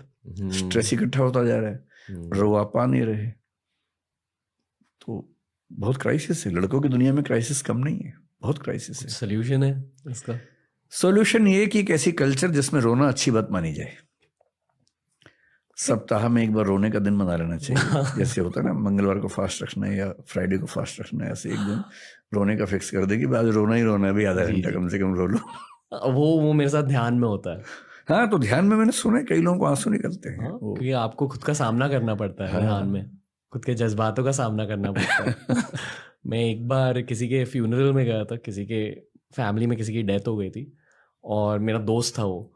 तो जब आप मिलते हो फैमिली मेम्बर से फ्यूनरल में, मैंने बस उससे कहा कि यार मैं हूँ तेरे लिए, इशारों से, और वो हंसने लगा अपनी फैमिली के सामने। उस दिन मुझे मर्द होने की असलियत के बारे में पता चला कि हर जगह जोक्स होते हैं यार। नहीं, मुझे लगता था जब मेरी माँ की मृत्यु हुई, मुझे लगता था कि मुझे असर नहीं पड़ेगा, क्योंकि मैं वैसा ही हूँ जैसे मर्द होते हैं हमारे देश में। वो इमोशनल एक्सप्रेशन कम करते करते इमोशनल ही नहीं रह पाते एक समय के बाद। मैं सरप्राइज था कि इतना कैसे मेरी नेचर चेंज हुई। मैं 1 महीने बोल नहीं पाया, 6 महीने फ्री नहीं हो पाया उस चीज से।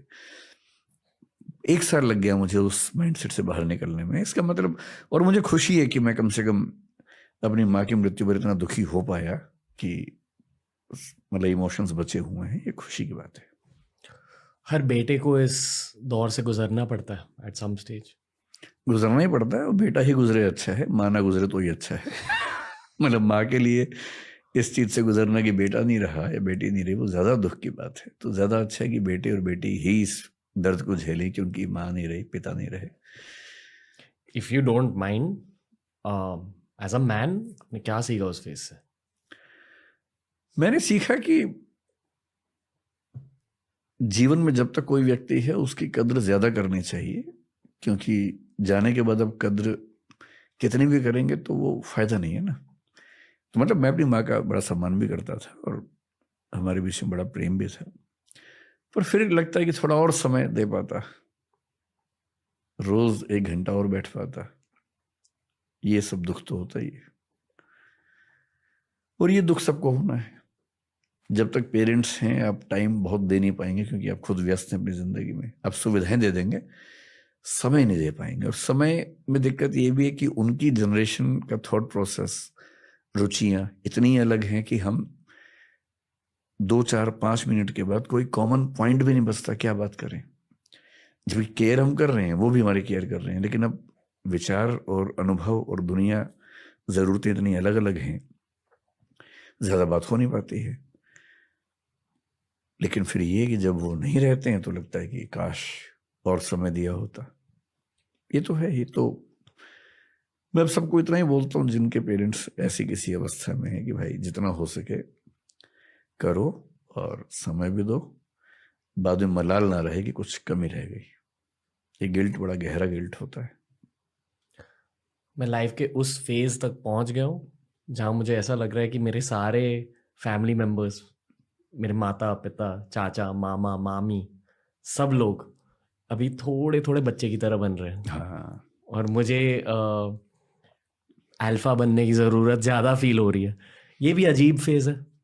30 से 40 की उम्र जिसमें अब आप आने वाले हैं ना, इस उम्र में पेरेंट्स की केयर ज्यादा करने का मामला बनता है। और 40 से 50 के बीच में जनरली उनकी जुदाई झेलने का समय आता है। जनरली हमारे देश में जो एवरेज एज है उसके हिसाब से, किसी किसी केस में थोड़ा जल्दी होता है, किसी में बहुत बाद में होता है, लेकिन ऑन एन एवरेज 40 से 50 के बीच में ऐसा झटका लगता है। So yes, you have to be more attentive towards them. और क्या होता है इस उम्र में आके ना, उन्होंने जो अचीव करना था मोर और लेस कर लिया होता है, वो रिटायर्ड लाइफ के आसपास पहुंच चुके होते हैं। उनकी रिक्वायरमेंट ये बहुत ज़्यादा नहीं है कि फाइनेंशियली कोई सपोर्ट करे, मतलब मिडिल क्लास में, क्योंकि वो जनरली इतना उनके पास होता है कि वो अपना काम चला लेते हैं। वो बहुत बड़ा इशू नहीं होता कई घरों में। उन्हें उनकी उम्र के कुछ दोस्त मिल सकें, ऐसा माहौल आप बना सकें, और उनके साथ दिन में 10 मिनट आधा घंटा कम से कम बैठ के बात कर लें। हो सके तो इमोशनल बातचीत, जो पहले की जनरेशन्स में आसान नहीं होता था। अब जो नई जनरेशन्स हैं पेरेंट्स के साथ इमोशनल बातचीत ज़्यादा कर पा रहे हैं। तो अब नई जनरेशन्स में इमोशंस का गैप कम हुआ है, एक्सप्रेसिव ज़्यादा हैं बच्चे। और मैं देखता हूँ कि पेरेंट्स आजकल बच्चों के दोस्त पहले की तुलना में ज़्यादा बन पा रहे हैं, विच इज़ गुड। लेकिन फ्रेंडली कितना ही बन लें, फ्रेंड तो नहीं बन पाएंगे, क्योंकि वो बच्चे नहीं बनाना चाहेंगे ना, फ्रेंड तो क्यों बनाएंगे। पर फ्रेंडली भी अगर हो पा रहे हैं तो ज़्यादा अच्छा है। कि मुझे लगता है आज से 30 साल बाद, जब मैं 30 तो शायद बच्चे भी नहीं, मेरे 20-25 ही बच्चे होंगे। आप ये सच में मानते हो? मुझे बचपन में किसी ने कहा कि तुम्हारी उम्र 77 ईयर्स की है। अब मुझे नहीं पता उस बात में कितना वजन है, पर मैं 50 का होने वाला हूं। तो मेरे मन में बैठ गया है कि मैं 77 की एज में मरूंगा। बैठ गया है, हो सकता है एकदम गलत हो, कल का भी क्या भरोसा है। इसको ब्लिक कहते हैं फिलोसफी में। क्या? ब्लिक। ब्लिक का मतलब है कोई ऐसी चीज जिसका कोई कॉग्निटिव एविडेंशियल बेस नहीं है, पर एक बात बैठ गई है मन में, and which you treat as a fact and you decide about something on that basis. तो मैं ये मान के चलता हूँ कि मेरी एज 77 तक रहने वाली है, तो मैं प्लानिंग उसी हिसाब से करता हूँ कितने साल बचे हुए हैं। हो सकता है मैं करीब मर जाऊँ, क्या भरोसा है, वो तो कुछ भरोसा नहीं है। लेकिन हाँ, मतलब मेरा अनुमान है कि वैसे भी तो भारत की एवरेज एज उतनी ही है, तो मैं क्यों मानूं कि उससे ज्यादा मिलेगा। सो ब्लिक इज, जैसे वही मुझे ब्लिक है कि 77 तक करीब रहना है, 25-27 साल अभी है, तो उसी हिसाब से फिर मैं अपनी जिंदगी के बाकी फैसले करूंगा। ओके। अजीब सवाल। कभी भी कर्मा, पुनर्जन्म जैसी चीजों के बारे में सोचते हो? मैंने इन पे खूब पढ़ा है, मतलब ये मेरे फेवरेट टॉपिक्स हैं। आत्मा, पुनर्जन्म, कर्म, इन सब के बारे में सोचता हूँ और लंबी बात कर सकता हूँ इन विषयों पर। जिस पे आपका इंटरेस्ट हो, जिस लेवल तक हो। एकदम एंड के लेवल तक इंटरेस्ट है मेरा। तो पूछिए क्या बोल। मैं मानता हूं कि जिंदगी के 2 कर्तव्य होते हैं। एक आपका मटेरियल कर्तव्य जो हर इंसान के लिए अलग होता है, पर उसका एंड हर इंसान के लिए सेम होना चाहिए, और वो है जनहित, सोसाइटी। ठीक है। दूसरा कर्तव्य है आध्यात्मिक ग्रोथ, जो आपको एक अच्छे इंसान बनने की वजह से थोड़ी सी मिलती है, भगवान को याद करने से थोड़ी ज्यादा मिलती है, और अध्यात्म की पढ़ाई और मेडिटेशन से सबसे ज्यादा मिलती है। ये मैं मानता हूँ, क्योंकि अध्यात्म की इंट्रोडक्शन मेरी लाइफ में हुई थी ऑटोबायोग्राफी ऑफ अ योगी की वजह से, जो योगानंद परमहंस की किताब है। I know. ये क्रिया योगा की फिलॉसफीज है। और जिंदगी ने मुझे ये सिखाया कि अगर आप जेन्युइनली, अगर आपके काम में आप इंटेंशन डाल देते हो कि ये काम लोगों के लिए या ये काम हीलिंग के लिए, तो भगवान आपका भी ख्याल रख लेते हैं। ये मैं मानता हूँ। तो मैं बस इन्हीं 2 फिलॉसफीज को लेकर मेरे लाइफ में आगे बढ़ रहा हूँ, और मेरा होप ये है कि अर्ली रिटायरमेंट लेकर मैं पूरे तरीके से सिर्फ सोशल वर्क और मेडिटेशन में घुस सकूं। इसलिए शायद मुझे पॉलिटिकल करियर नहीं चाहिए, ठीक है, क्योंकि आई नो कि वो ऑप्शन आ रहा है मेरी लाइफ में। बिजनेस के ऑप्शंस तो आते रह जाएंगे, पर एट सम पॉइंट मैं स्टेप बैक लेने वाला हूँ और सिर्फ ऊपर वाले को याद करने वाला हूँ। क्योंकि जितना मैंने किताबों से पढ़ा है, मैं ये डेफिनेटली मानता हूँ कि मोक्ष निर्वाणा जैसी चीज होती है। हम इस संसार में आते रहेंगे जब तक हमें अल्टीमेट स्पिरिचुअल प्रोग्रेस ना मिले, तब तक। और आई वुड लव कि अगर भगवान भी ये चाहे कि ये मेरा आखिरी जन्म हो इस संसार में, और मैं पूरे फोर्स के साथ वो कोशिश करूंगा कि ये असल में मेरा आखिरी जन्म हो, क्योंकि मुझे पता है कि मेरे अंदर कितना फोर्स है कि ये सब बना है। पर मटेरियल दुनिया में से वो फोर्स निकाल कर अगर मैंने पूरा फोर्स स्पिरिचुअल दुनिया में डाल दिया, आई थिंक वो मेरे लॉन्ग टर्म में मुझे खुश रखेगा, वो थॉट प्रोसेस। तो ये है मेरा ओपिनियन। आपका ओपिनियन क्या है? इसमें 2-3 पॉइंट्स हैं। एक तो जो स्पिरिचुअल जर्नी की बात आपने कही ना, क्या होता है कि हम जब बड़े होते हैं तो हमारा थॉट प्रोसेस चेंज होता है जी। इसलिए छोटा बच्चा अगर बदमाशी ना करे तो अपने स्वधर्म के खिलाफ जी रहा है। इसलिए बच्चों को बदमाशी करना बहुत जरूरी है, शरारती होना बहुत जरूरी है। और जितना ज्यादा वो शरारती है उतना ज्यादा उसे पोटेंशियल है। जनरली आप ये भी मान के चल सकते हैं। फिर क्या होता है कि कई फिलोसफर्स ने, और भारत के जो पुरुषार्थ व्यवस्था है उसमें एक बड़ी गहरी बात है कि 25 साल तक ब्रह्मचर्य कहा गया है। उसमें 25 से 50 गृहस्थ है, फिर वानप्रस्थ है, फिर संन्यास है। ये बहुत लोगों ने बहुत लंबे समय तक सोच समझ के सिस्टम बनाया होगा। एक कीरकेगार्ड नाम का फिलोसफर जर्मनी में हुआ, हीगेल से करीब 100 साल पहले, और हीगेल के समय में हुआ। और क्योंकि हीगेल बहुत पॉपुलर था, हीगेल एक रैशनलिस्ट था जो बहुत ही ऊट-पटांग बात बोलता था जिसको लोग समझ नहीं पाते थे। उसने बड़ी गहरी बात कही कि जिंदगी में फेजेस आते हैं। शुरू में आप सुखों के पीछे भागते हैं, अंधे होके भागते हैं कि मुझे ये खाना है, ये पीना है, सेक्स चाहिए, ये चाहिए, वो चाहिए। ये सब चीजें बहुत अट्रैक्ट करती हैं कुछ समय के लिए, लेकिन जब आप इससे बाहर निकलते हैं आपको गिल्ट नहीं तो कम से कम ये लगता है कि इतना क्यों पागल हो गए थे इसके पीछे। धीरे धीरे आप नैतिक जीवन की ओर बढ़ते हैं, फिर नैतिक जीवन से भी ऊब होने लगते हैं, फिर आप स्पिरिचुअल लाइफ की ओर बढ़ते हैं। इसी बात को एक शायर ने बड़े खूबसूरत अंदाज में कहा। मेरा बेटा अभी 16-17 साल, 16.5 साल का, उसका फेवरेट शेर है, वो बड़ा शेर आजकल सुनाता रहता है मुझे। फितूर होता है हर उम्र में जुदा, फितूर होता है हर उम्र में जुदा, खिलौने, माशूका, रुतबा और खुदा। तो आपकी खिलौने की उम्र चली गई है, माशूका आप कह रहे हैं कि एक बार ब्रेकअप हो ही गया आपका। एक बार नहीं, अच्छा ज्यादा बार हो गया, मल्टीपल ब्रेकअप्स। रुतबा आपके पास है ही, तो बचता खुदा ही है। सीधी सी बात है कि अब आपके मन में वही चीज आएगी। इसी बात को स्टैंडर्ड तरीके से अब्राहम मैस्लो ने समझाया कि हमारी जिंदगी में नीड्स चेंज होती हैं, और आप एग्जैक्टली वही बात कर रहे हैं जो उसने कही थी कि शुरुआत में फिजियोलॉजिकल नीड्स होती हैं, भूख, नींद, अगर आपकी नींद पूरी ना हो 2 दिन तो आप ध्यान की बात कभी नहीं सोचेंगे। नींद पूरी होगी, पेट भरा होगा तो आप ध्यान की बात सोच सकते हैं। पेट खाली होगा तो ध्यान बिल्कुल नहीं आएगा उस समय। फिर सेफ्टी की नीड है।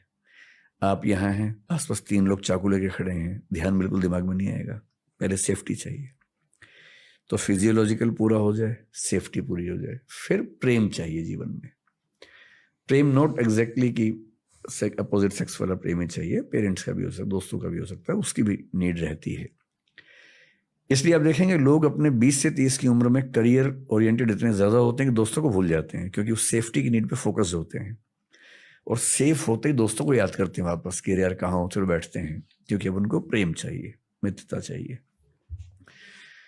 प्रेम के बाद होता है एस्टीम, इज्जत, रुतबा, जो आपको बहुत जल्दी मिल गया। कई लोगों को ताउम्र नहीं मिल पाता है, किसी को लेट मिलता है।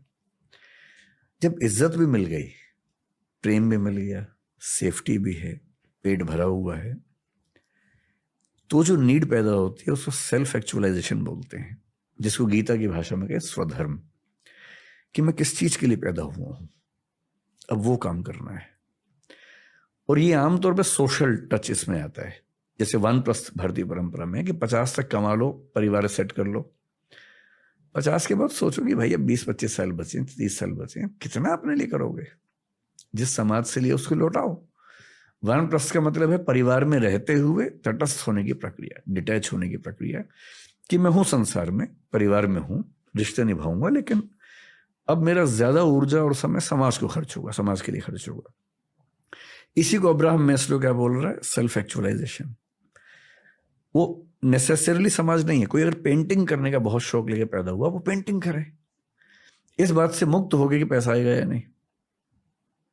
3 इडियट्स फिल्म में जो थीम थी कि भाई अपना हुनर है ना, उसके पीछे दौड़, सफलता आ जाएगी अपने आप। संगीत की साधना करो, एकेडमिक्स में जाना, पढ़ो, नॉवल लिखो, डायरी लिखो, कुछ करो। अब्राहम मैस्लो ने बाद में फिर से रिवाइज किया अपने सिस्टम को और कहा कि एक और नीड है, किसी किसी को छठी नीड होती है, जो आपके साथ हो रहा है, वो है सेल्फ ट्रांसेंडेंस। सेल्फ ट्रांसेंडेंस का मतलब है अपने आप से मुक्त होना, अपने से परे जाना, जिसको हम अध्यात्म कह देते हैं। और अध्यात्म का बहुत ध्यान रखना है, स्पिरिचुअलिज्म और अध्यात्म एक बात नहीं है, बहुत बड़ी गलतफहमी है।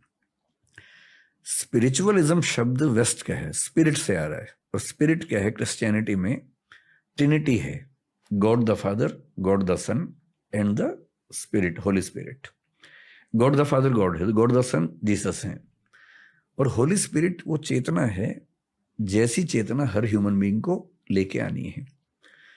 स्पिरिचुअलिज्म का बेसिक मतलब है अपने स्पिरिट को होली स्पिरिट से कनेक्ट करना। So that is basically religious belief in Christianity. अध्यात्म वो नहीं है, ये अधिआत्म है। आत्म का मतलब एक सेंस में होता है मैं, एक सेंस में आत्मा होता है। अधि मतलब उससे बड़ा, मैं से बड़े स्तर पर जाने की यात्रा है।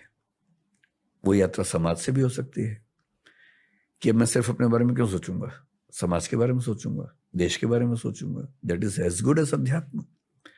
लेकिन उसी में अगला स्तर आता है कि मैं इस पूरी प्रकृति के साथ एक क्यों ना हो जाऊं, और पूरी प्रकृति ही क्यों, उसके बियॉन्ड भी एक क्यों ना हो जाऊं। इसलिए आप देखेंगे जो दुनिया भर के स्पिरिचुअल लोग हैं ना, जो मिस्टिक्स हैं, मिस्टिसिज्म में रहते हैं, उनमें से कुछ को जब वो उस लेवल पे जाते हैं, उनको दुनिया के कण कण में ईश्वर दिखता है, कुछ को दुनिया निरर्थक दिखती है। उनको लगता है कि मेरे अंदर ईश्वर है, दुनिया में नहीं है। कबीरदास ने एक दोहा लिखा, मोको कहाँ ढूंढे रे बंदे, मैं तो तेरे पास में, ना मैं देवल, ना मैं मस्जिद, ना काबे कैलाश में। कि ईश्वर और उनका जब तादाद में हुआ, जैसा वो कह रहे हैं कि मुझे कहाँ ढूंढ रहे हो भाई, मैं तो तेरे अंदर हूं, ना देवल में हूं, देवालय में हूं, ना मस्जिद में हूं, ना काबा, ना कैलाश, कहीं नहीं हूं। पर किसी किसी को दुनिया का कण कण लगता है कि हर जगह ईश्वर है। तब वो क्या बोलता है, वही कबीर क्या बोल रहे हैं, लाली मेरे लाल की जिद देखूं तित लाल, लाली देखन मैं चली मैं भी हो गई लाल। दुनिया के कण कण में लालिमा दिख रही है ईश्वर की। तो इंट्रोवर्टिव एक्सट्रोवर्टिव आप किस मिस्टिसिज्म में जाएंगे, संयोग की बात है। लेकिन एक लेवल के बाद जो लोग ईश्वर को मानते हैं गहराई से, उनको ये नीड महसूस होती है कि अब मैं उसके साथ कनेक्ट कैसे हूं। This is a kind of spiritualism जो आप शिद्दत से महसूस करते हैं। जहां तक मेरी बात है, मैं गॉड को लेके वैसा फील नहीं कर पाता हूं। मेरे अंदर ऐसी फीलिंग बहुत ज्यादा है। मैं एग्नोस्टिक हूं। मैं ये मानता हूं कि ये दुनिया गॉड ने बनाई है। ऐसा हो भी सकता है, नहीं भी हो सकता है। ये भी हो सकता है कि अपने आप बनी हो, एवोल्यूशन के प्रोसेस में बनी हो। मुझे ये जरूर लगता है कि ज्यादा चांसेस हैं कि कोई ना कोई फोर्स है इस सब के पीछे, पर वो फोर्स वैसी एकदम नहीं है जैसा धर्मों के लोग मानते हैं। वैसा होने का स्कोप ही नहीं है, क्योंकि सारे धर्म जब पैदा हुए, जनरली आप देखेंगे 6th सेंचुरी BC में लगभग अधिकांश धर्म पैदा हुए। चाहे हम बुद्धिज्म की बात करें, जैनिज्म है पुराना, लेकिन महावीर उस समय पैदा हुए। कन्फ्यूशनिज्म 6th सेंचुरी BC में हुआ। ताओइज्म उसी समय का चाइना में। क्रिश्चियनिटी लगभग उसके 600 साल बाद हुई। जुडाइज्म थोड़ा सा पहले से है, 6th सेंचुरी BC के आसपास कुछ कुछ दिख रहा है उसमें। Islam as an organised religion काफी देर में हुआ, हालांकि वो मानते हैं कि एडम के समय से उनका धर्म चलता है। धर्मों का विकास ह्यूमन बीइंग का जो कॉग्निटिव डेवलपमेंट है, जब हम पहली बार सोचने लगे, हम तो मतलब कई अरब साल का प्रोसेस है एवोल्यूशन का। लगभग 1400 करोड़ साल के आसपास का प्रोसेस है, जिसमें पहली बार सोचने वाली स्पीशीज जो बनी हमारी, सोचने का प्रोसेस 70,000 साल पहले शुरू हुआ है। सिर्फ 70,000 साल से हम सोच रहे हैं। उसके पहले सोचने की क्षमता नहीं थी, ब्रेन ऐसा नहीं था। पिछले 2,500 साल से फिलॉसफी चल रही है, यानी सोचने के भी शुरुआती 67,500 साल में फिलॉसफी नहीं है। जब पेट भरने लगा, नियोलिथिक रिवॉल्यूशन हुआ, खेती होने लगी, सेटलमेंट्स होने लगी, तो कई लोगों को पहली बार भरपूर सोचने का मौका मिला। तब उन्होंने सोचा कि ये सब कैसे बना होगा। इमेजिन किया कि ईश्वर ने बनाया होगा। लंबे समय के बाद इमेजिन किया। इंटरेस्टिंग है कि भारतीय परंपरा में विष्णु के 10 अवतारों में पहला मत्स्य अवतार है, मछली का, पानी के अंदर। एवोल्यूशनिज्म कह रहे कि पानी से ही शुरुआत हुई। पश्चिम में 6th सेंचुरी BC में पहला फिलोसफर पैदा हुआ है, थेल्स नाम का। थेलीज बोलते हैं उसको कुछ लोग। वो क्या बोल रहा है कि दुनिया पानी से बनी है। ह्यूलिज्म बोलते हैं कि दुनिया पानी से बनी है। मैं जो कहना चाह रहा हूं कि ये सारी फिलोसफीज बहुत ज्यादा प्रभावित हैं इस संसार के अनुभवों से, जबकि सच ये है कि पूरे यूनिवर्स में, अगर मैं इस पूरी दीवार को यूनिवर्स मान लूं, तो जो हमारा पृथ्वी जो हमारी है ना, वो क्या मैं कहूं, एक मच्छर को भी 100 से डिवाइड कर देंगे उतना हिस्सा बनेगा। 1000 से डिवाइड कर। हाँ, इतनी छोटी पृथ्वी के कुछ 1000 साल के अनुभवों से हमने थियरीज बना ली हैं बड़ी बड़ी, कि भगवान, अल्लाह, गॉड। और आप देखेंगे बाइबल में, क्रिश्चियनिटी में ये माना गया कि ईश्वर ने पृथ्वी बनाई, एडम के लिए बनाई। और बाइबल ये मानती है कि पृथ्वी केंद्र में है, सूर्य चक्कर काट रहा है। अब साबित हो गया, कोपरनिकस ने साबित कर दिया कि नहीं, सूर्य केंद्र में है, पृथ्वी चक्कर काट रही है। तो जिन जमीनों पर सारे धर्म खड़े हुए हैं, वो जमीनें बहुत कमजोर हैं, भुरभुरी हैं, क्योंकि वो केवल ह्यूमन बीइंग्स के एक्सपीरियंस के बेस पे बनाया गया है। और इस ब्रह्मांड में हमारी दुनिया मतलब एक मच्छर का भी 100वां हिस्सा, 1000वां हिस्सा है। क्या पता कितनी कितनी गैलेक्सीज में कितनी दुनियाएं चल रही हूं। कुछ हमसे आगे, कुछ हमसे पीछे। कुछ हो सकता है कि अभी वो बंदरों के जमाने में चल रहे हो, कुछ हो सकता है कि हमसे 1000, 2000, 10 लाख साल आगे निकल गए हों। इन दुनियाओं में आपस में इंटरेक्शन भी अब तक नहीं हो रहा। हम उनको एलियन कहते हैं, वो हमको एलियन कहते होंगे। तो अभी तो विज्ञान ने दुनिया का डेसिमल में भी कुछ नहीं समझा है। अभी से हम ये इंटरप्रेट कर दें कि एक भगवान है जिसने ऐसा ऐसा किया, पॉसिबिलिटी है। एग्नोस्टिक होने का मतलब है कि I accept there stands a possibility of God existing. पर हमारे दुनिया के धर्मों में, दर्शनों में गॉड की जो व्याख्या है बहुत ही बेसिक लेवल की है। पृथ्वी को केंद्र में रख के व्याख्याएं की गई हैं, अपने देश को ध्यान में रख के, अपने समाज को ध्यान में रख के बनाई गई व्याख्याएं मेरे ख्याल से अल्टीमेट रियलिटी जब भी हमारे सामने आएगी, मतलब हमारी ज़िंदगी में तो शायद नहीं आएगी, शायद 10-20 हज़ार साल तक भी ना आए, शायद 1 लाख साल के बाद सामने आए, वो वैसी नहीं होगी जैसी हम सोचते हैं, उससे काफ़ी अलग होगी। तो हम यहाँ क्यों हैं? मतलब इस क्वेश्चन का आंसर मेरे पास नहीं है, और मेरा आंसर यही है कि मुझे भी नहीं पता कि हम यहाँ क्यों हैं, तो let us celebrate and enjoy that we do not know कि हम यहाँ क्यों हैं। इसी सवाल को लेकर मैंने अध्यात्म की पढ़ाई की है। नहीं, वो ठीक है, ये बेसिक सवाल है कि हम यहाँ क्यों हैं, पर इसमें एक प्रेमाइस है कि आप ये मान के चल रहे हैं कि दुनिया में हर चीज किसी कारण से ही होती है। हम इस प्रेमाइस को क्यों माने? क्योंकि कॉज इफेक्ट रिलेशनशिप, कारणता संबंध की हर चीज कारण से ही होती है, ये अपने आप में इंडक्टिव है। इंडक्टिव का मतलब है एक्सपीरियंस के बेस पे हमने निकाल लिया है। ऐसा कोई प्रूफ नहीं है कि हम ऑन्टोलॉजिकल लेवल पर, मेटाफिजिकल लेवल पर ये साबित कर सकें कि कॉजेशन या हर चीज का कारण होता है। ये हमारे मानव संसार के बियॉन्ड भी अप्लाई होने वाला है, ऐसा कोई गारंटी नहीं है। क्वांटम फिजिक्स में आजकल हम देखते हैं कि कुछ चीजें हैं जहां कॉजेशन का प्रिंसिपल हिल रहा है। ये तो इंटरेस्टिंग है। अभी देखिए, इस साल जो नोबेल प्राइज मिला है फिजिक्स वाला, क्वांटम फिजिक्स के लिए मिला है, उन लोगों ने क्या साबित किया? आइंस्टीन ने जो साबित किया उसके रिवर्स साबित किया।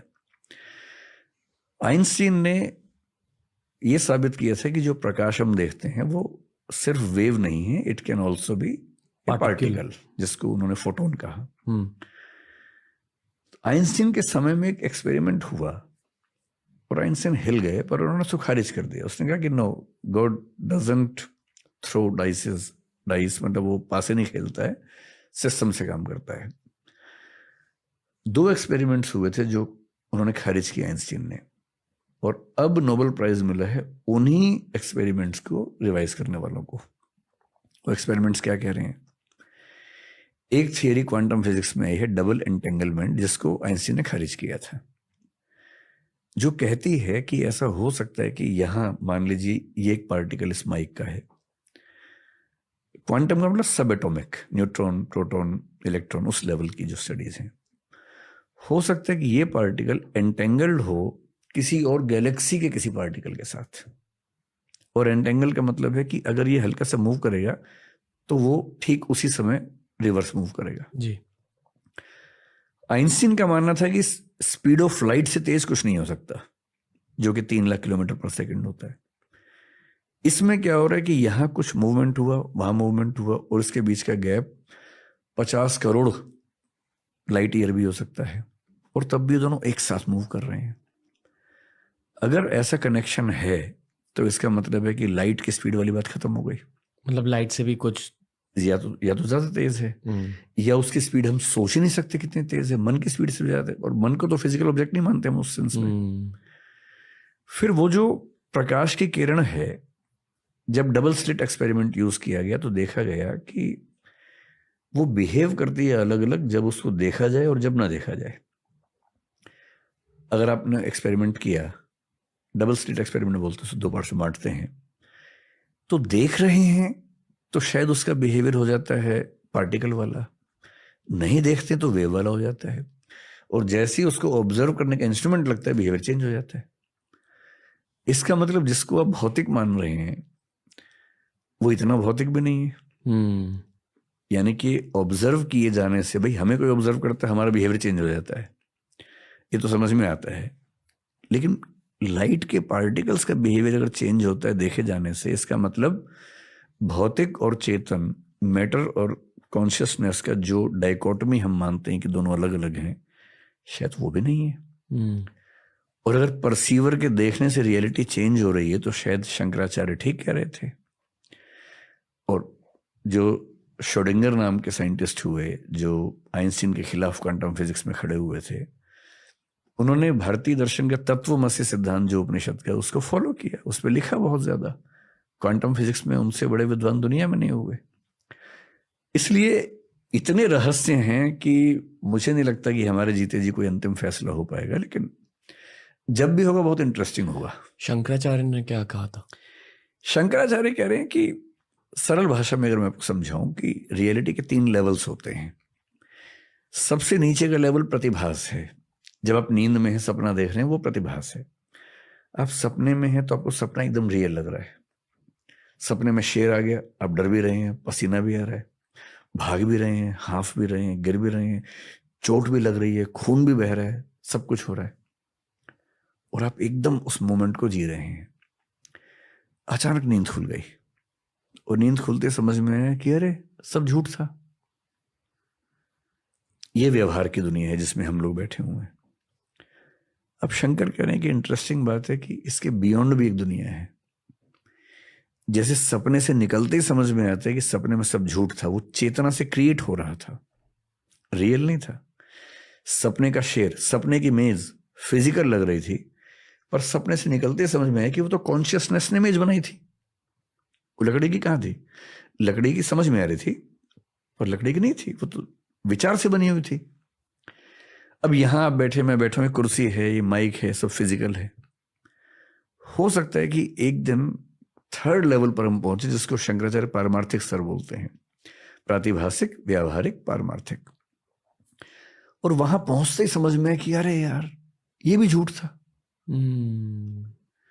इसलिए वो बोलते हैं कि सत्य के 3 स्तर हैं और जब तक वो रेफ्यूट नहीं होता हमें सत्य लगता है।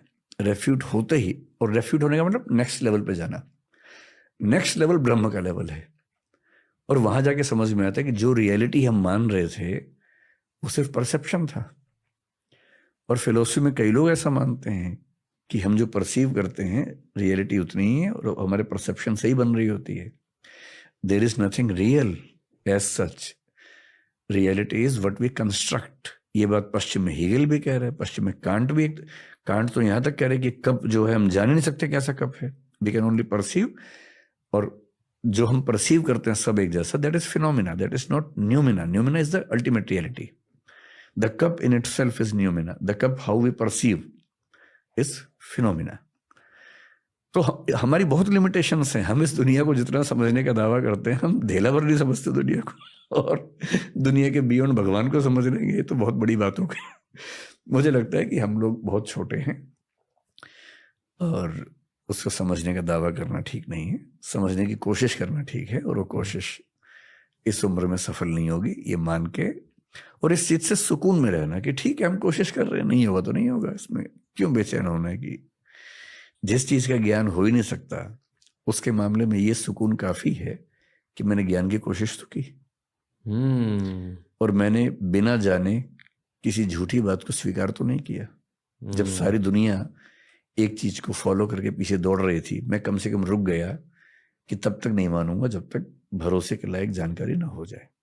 मैं कम से कम रुका तो, यहाँ जब तक मैंने खुद उस चीज का फील नहीं कर लिया, जान नहीं लिया, तब तक क्यों उसको मैं मान लूं।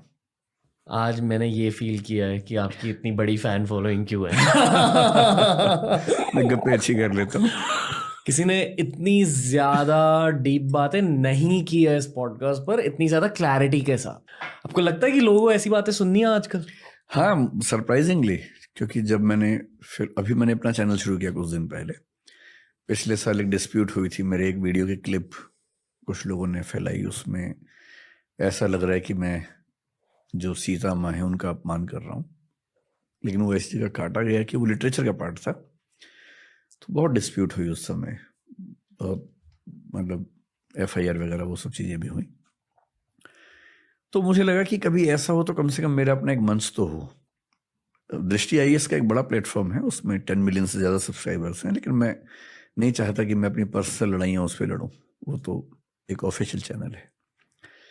सो I started my own channel मेरे नाम से, विकास दिव्यकीर्ति। अभी मैं वीडियो तो बहुत कम अपलोड कर पाता हूँ, 12 वीडियो अब तक अपलोड किए हैं और उस पर सब्सक्राइबर्स लेकिन 22-23 लाख के बीच में कहीं हैं।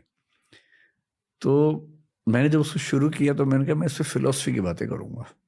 मैंने वो 4 वीडियो फिलोसफी डाले हैं सिर्फ, जिसमें से एक चारवाक फिलोसफी के बारे में है, एक है व्हाट इज अल्टीमेट रियलिटी, एक है फिलोसफी क्या होती है, एक इंडियन फिलोसफी का इंट्रोडक्शन डाला है, उपनिषद वेद से लेकर ओशो रजनीश तक का पूरा। मेरा ख्याल था कि इन विषयों को कौन सुनना चाहेगा, तो मैंने अज्यूम किया था कि 1-2 लाख लोग उसको शायद देखेंगे, और लेकिन सरप्राइजिंगली वो वीडियोस करीब 50 लाख 45 लाख लोगों ने देखे हैं और डिमांड कर रहे हैं कि और बनाओ वीडियो। अब मुझे टाइम 1-2 महीने से नहीं मिल पा रहा, मैं बहुत बिजी चल रहा हूँ क्लासेस वगैरह में, So maybe in next 1.5 months, my batches will be over and then I'll restart with the channel. कब स्टार्ट कर रहे हो क्या? The Vikas Divya Kirti show? मतलब आप चाह रहे कि मैं पॉडकास्ट शुरू करूं अपना? जी। हाँ तो कर देंगे जल्दी।